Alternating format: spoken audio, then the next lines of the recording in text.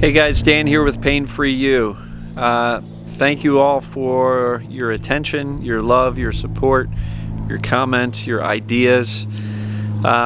This topic is one of mine, and I've recently reread the book by Dr. David Clark, They Can't Find Anything Wrong with Me, and he really calls all of this stuff stress illness, and I'm liking that term more and more because, again, it can encompass virtually any type of symptom that you can imagine. Now, is everything TMS? Is everything a stress illness? No, biology still exists. But I think it's all interrelated, it's interconnected. So the topic for today is, how much are your pain and symptoms stressing you out? Because in theory, if you look at it, stressing out about a stress illness is like pouring gasoline on the fire. Think about that. If you view your pain as a stress illness and you are literally thinking about it, worrying about it, measuring it, monitoring it, freaking out about it, and stressing about your stress illness, you are literally adding fuel to the fire. So your primary job is going to be, number one, recognize that is exactly what's going on. TMS, my brother jokes about it. He says TMS stands for too much stress. He's right. Absolutely right. Thank you, Michael. Dr. David Clark, stress illness. That's all this is. This is a result of the stresses, the tensions, the anxieties, and a lot of it's the unresolved emotions, the repressed emotions, the emotions that you hold on to, the grudges that you bear forever. It's not rocket science, guys. So if the stress illness is stressing you out, recognize that the best response to that is to chill. Just calm down, because it is truly not dangerous. It hurts like crazy. It's going to leave you gasping for breath. Sometimes it hurts so much, holding your breath, right? But it is not dangerous. I've never met anybody or heard a story of anybody who died from this type of mind-body syndrome or these pain syndromes. So, what do you do to calm yourself down? Get out in nature. Listen to the birds. Go buy some water. Go near some water. Get outside, right? Even if it hurts, go outside. If you're able to move your body, get outside. It's really, really tough to be stressed out when you are surrounded by nature, right? Listen to your thoughts. That's another way you can start to turn down the volume on your stress level. Listen to your thoughts. What's going on in your head? What's that inner roommate saying to you? Are they saying, oh, you're going to be in pain forever, this Sarno stuff's never going to work, you're never going to beat this, your life is going to suck just like it does now and like it has forever, right? Listen to that inner roommate and tell him, shh, okay, I got you, I understand. You're just trying to keep me safe and trying to keep me from being disappointed, so you're setting the bar so low that I can't be disappointed with the result. So stress illness. Don't stress about it. I know that sounds really obvious and simple, but I can't tell you how many times I'm reading posts on Facebook where people are literally losing their minds over their symptoms.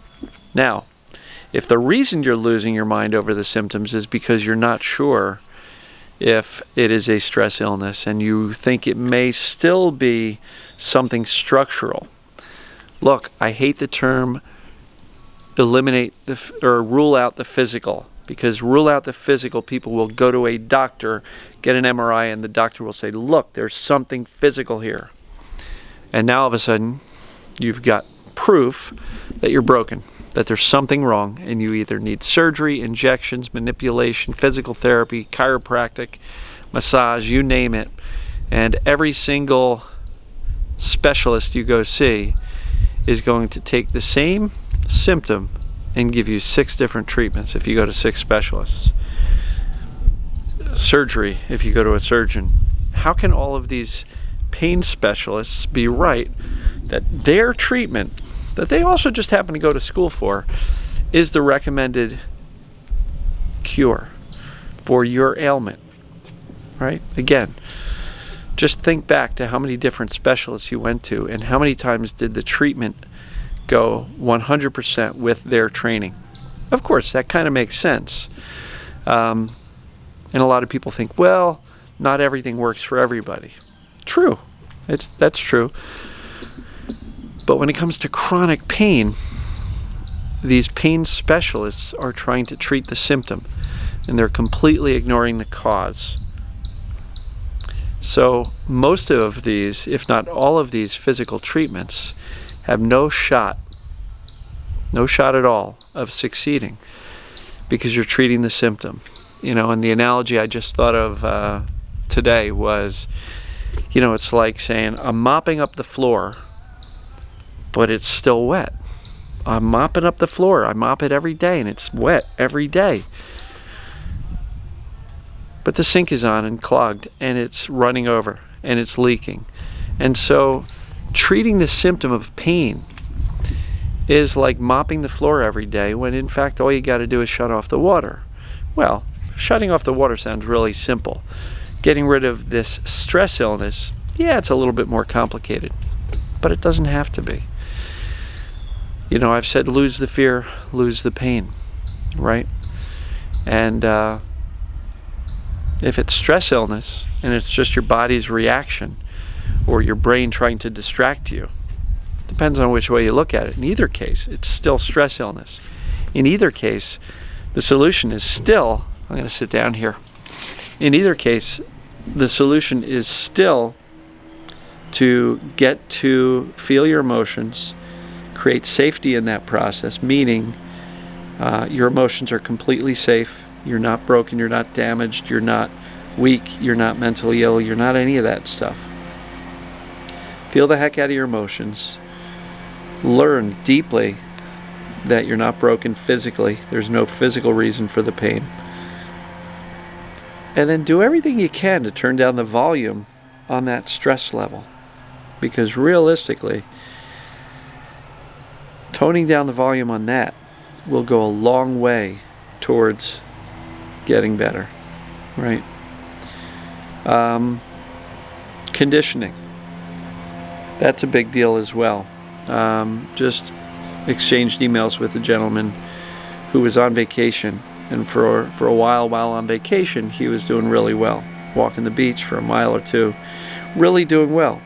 Then he got back home and he experienced pain again. So Stan, this is for you.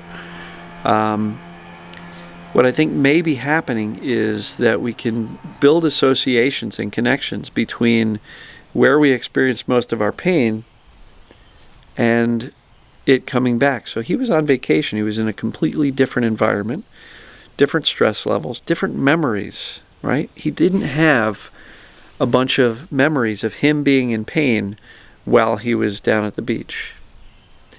But when he got home, even though, as he claims, there was no stress waiting for him, just the association that I'm in the place where I have felt some of the worst pain in my life can be enough to turn those symptoms back on again. So Stan, is this a conditioned response for you? Did you expect it?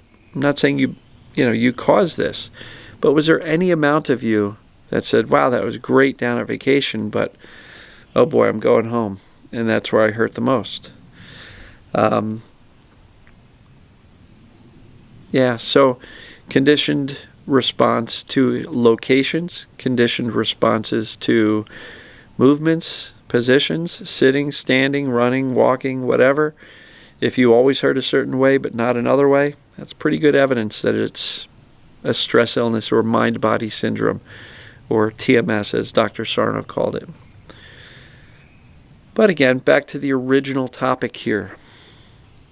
If you're stressing out about a stress illness, you are adding fuel to the fire. So maybe what you could do is seek ways to turn down the volume. Deep breathing, sunshine, get outside, meditation, do things you enjoy.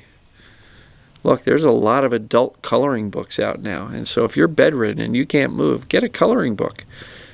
You know, an adult coloring book. Get some colored pencils or markers. Have some fun. Act like a kid again. You know, I'll be out on this lake again. I'm going to be out fishing. Got 6 days left of it before I'm done here. And what's really crazy is every day I've been keeping tally. And I've not fished every day. I've had several days where it either rained all day or I had to travel. I think since June 1st I've caught 183 fish. So I'm definitely going to break 200.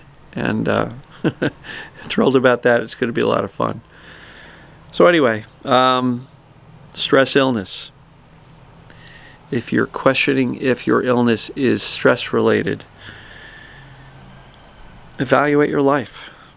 What was going on at the time your illness or symptoms started? And you'll oftentimes be able to connect the dots there. So let me just tell you, stop pouring fuel on the fire and then wondering why it's raging out of control. If you're stressing out about your stress illness, you're not doing yourself any favors. And I know it hurts like crazy. And I know the automatic programs in our head just start to watch that movie about our messed up future. But do everything you can to turn down the volume. De-stress. And you're going to notice you're going to start feeling better. Even if the pain is still there, just the fact that you're not freaking out anymore, it's going to make you feel better. It's going to make you more pleasant to be around. Even being around yourself, you're going to like yourself a lot more if you can kind of turn down the volume. Feel the emotions, feel the rage, feel the panic, feel the fear, feel the frustration of the pain, but then turn down the volume. Soothe yourself. And that will go a long way towards having a better, more fulfilling, happy life. And literally, the first step in taking stress illness and turning it down is to stop pouring fuel on the fire. So I know you can do this, and hopefully this makes sense. I mean, this was a thought that I just had the other day when I thought of the term stress illness and seeing so many people on Facebook posting how much they're freaking out about their pain. And what you focus on magnifies and grows. So don't stress about the stress. It's not going to help. So love you guys. I'll talk to you tomorrow.